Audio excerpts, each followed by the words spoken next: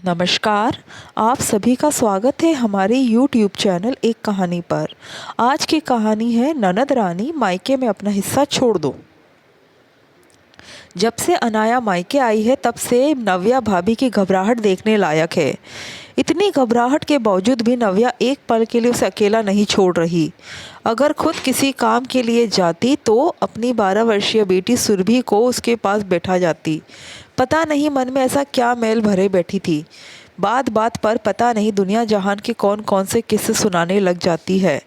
कई तो ऐसे लोगों के किस्से हैं जिन्हें अनाया जानती भी नहीं। पता है दीदी, हमारे पड़ोस में एक शर्मा जी रहते थे। उनकी बेटी ने अपने मायके से प्रॉपर्टी में हिस्सा क्या मांग लिया, मायके वालों ने पूरा ही व्यवहार ख़त्म कर दिया। आज मायके को तरस गई है। पता नहीं थोड़ी सी प्रॉपर्टी के पीछे लोग अपना व्यवहार क्यों ख़राब करते हैं। अनाया ने अभी भी कोई जवाब नहीं दिया, बस अखबार के पन्ने पलटने लगी। देखकर नव्या से बर्दाश्त नहीं हुआ तो फिर बात पलटते हुए बोली, और तो क्या बताओ दीदी, आपको वो मेहरा अंकल की लड़की याद है? वो तो अपने भाई से प्रॉपर्टी के पीछे ही लड़ पड़ी। लोगों ने बड़ी थू थू की थी उसकी। समाज में कितनी इज्जत खराब हुई थी इसकी। ना घर की रही ना घाट की। इतने में भाई आशीष भी घर आ गया। हमेशा प्यार से गले लगने वाला भाई आज आते ही सबसे पहले पूछने लगा, अरे दीदी, आज अचानक कैसे? सब खैरियत तो है ना? हाँ, सब ठीक है, तुम बताओ। इससे पहले कि आशीष कुछ जवाब देता, नव्या ने जवाब देना शुरू किया। अरे क्या बताए दीदी, कुछ भी सही नहीं चल रहा। काम धंधे भी ठीक नहीं चल रहे। ऊपर से आए दिन होने वाले घर के खर्चे, मम्मी जी की दवाइयाँ, आने जाने वाले मेहमान और रिश्तेदार। अब आपको क्या ही बताऊं, आप तो खुद ही समझदार हो। हालत बहुत टाइट हो रखी है। इसी चक्कर में मैं तो अपने मायके भी नहीं जा पाती। 2 पैसे बचे वही अच्छा है। उसकी बात सुनकर अनाया सिर्फ मुस्कुराकर रह गई।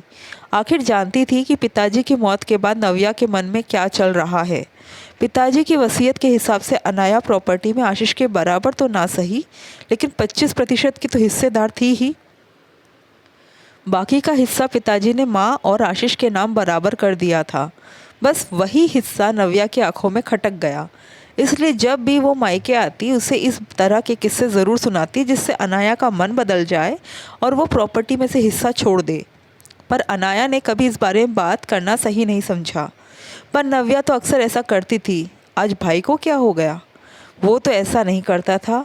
फिर भाई के चेहरे को पढ़ने की कोशिश करने लगी तो भाई भी झेप मिटाते हुए बोला, हाँ दीदी, वाकई हालत ख़राब चल रही है। तुम माँ से मिली क्या?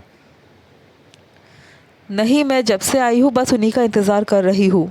मेरे आने से पहले ही माँ मंदिर चली गई थी, इसलिए अब तक नहीं मिल पाई। ओह, चलो कोई बात नहीं दीदी, मैं अभी आया, कहकर आशीष अंदर कमरे में चला गया। पीछे पीछे नव्या भी उसके साथ कमरे में चली गई। थोड़ी देर बाद दोनों कमरे में से निकल कर आए और आकर अनाया के पास बैठ गए। दीदी, हमें आपसे कुछ कहना था। हाँ तो कहो, क्या बात है?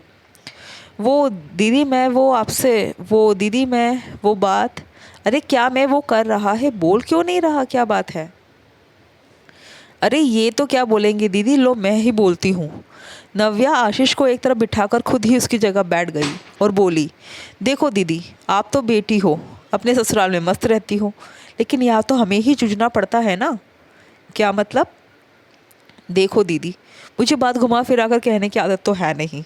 मैं तो सीधे सीधे कह रही हूँ। भला एक बेटी अपने मायके में प्रॉपर्टी में हिस्सा लेते हुए अच्छी लगती है क्या? ससुराल की प्रॉपर्टी में भी हिस्सा ले और मायके की प्रॉपर्टी में भी हिस्सा ले, ये तो गलत बात है ना। बेचारा भाई अकेला ज़िंदगी भर माता पिता की सेवा करे, उनके खर्चे उठाए और बहन आकर प्रॉपर्टी में से हिस्सा ले जाए, गलत नहीं है क्या? नव्या, तुम कहना क्या चाहती हो, साफ साफ कहो। देखो दीदी, साफ साफ तो ऐसा है कि आप प्रॉपर्टी में से हिस्सा छोड़ दो।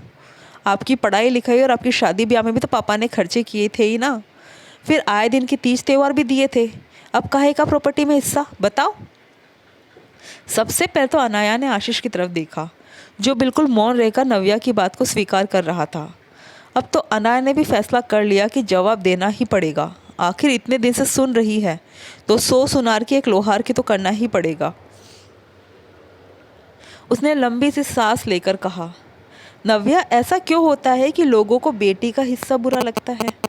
कितनी आसानी से कह देते तुम्हें पढ़ाया लिखाया, तुम्हारी शादी में खर्चा किया। तो क्या भाई की पढ़ाई और शादी मुफ्त में हुई थी? उसे भी तो पढ़ाया लिखाया था, उसकी भी तो शादी में खर्च किया था।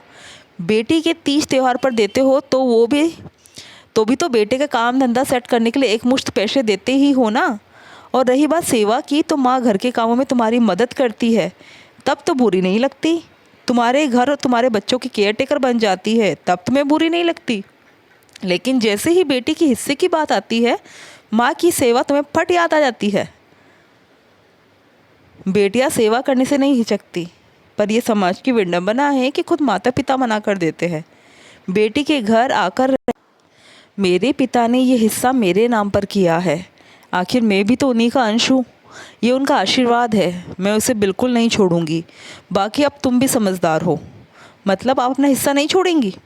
अगर तुम अपनी बेटी को प्रॉपर्टी में से कभी हिस्सा नहीं दो तो मैं अपना हिस्सा छोड़ सकती हूँ, बाकी तुम्हारी मर्ज़ी। अनाया की बात का नव्या और आशीष के पास कोई जवाब नहीं था। हाँ, लेकिन इतना ज़रूर हुआ कि अनाया का प्रॉपर्टी में हिस्सा लेने के बाद व्यवहार नाम मात्र का ही रह गया। दोस्तों, आपको कहानी कैसी लगी कमेंट करके ज़रूर बताइएगा और हमारे चैनल को सब्सक्राइब ज़रूर कीजिएगा।